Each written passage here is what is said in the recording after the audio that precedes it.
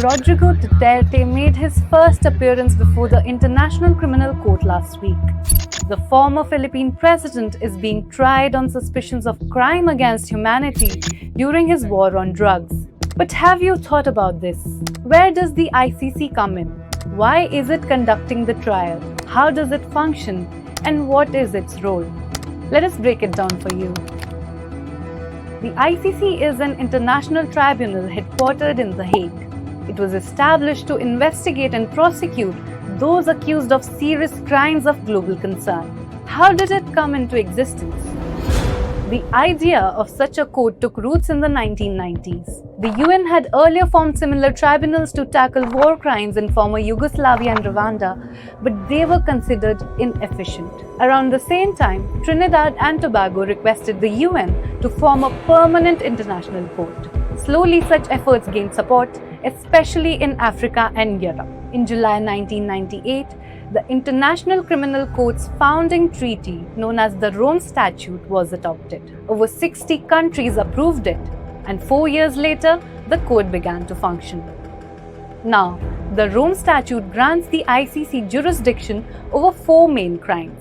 This includes genocide, war crimes, crimes against humanity, and crime of aggression. So does this give the ICC the powers to intervene wherever and whenever such crimes occur? The answer is no. It's more complicated than that. The ICC can hear a case on a few conditions. It has jurisdiction over offences committed after July 1, 2002. That is when the Rome Statute was put into force.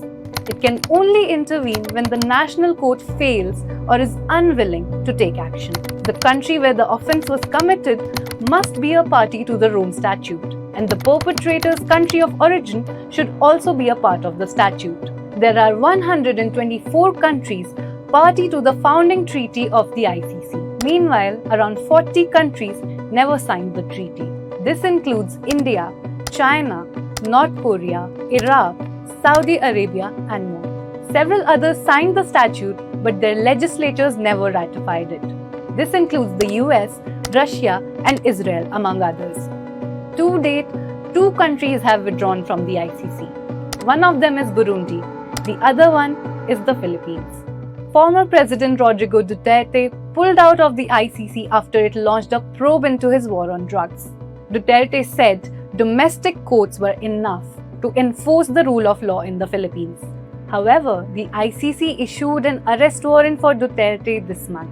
It cited incidents that took place when the country was still a member of the court. Who else has the ICC arrested before Duterte? According to Reuters, there have been 32 cases before the court. It has issued at least 60 arrest warrants. Out of them, only 21 have been held in ICC Detention Center in The Hague and have appeared before the court. The judges have issued 11 convictions and 4 acquittals so far.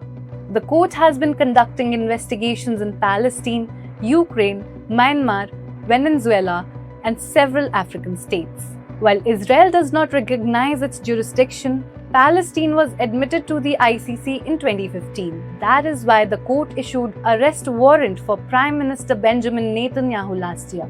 Warrants were also released for Israel's former Defense Secretary Yoav Gallant and Hamas leader Mohammed Deif for crimes against humanity.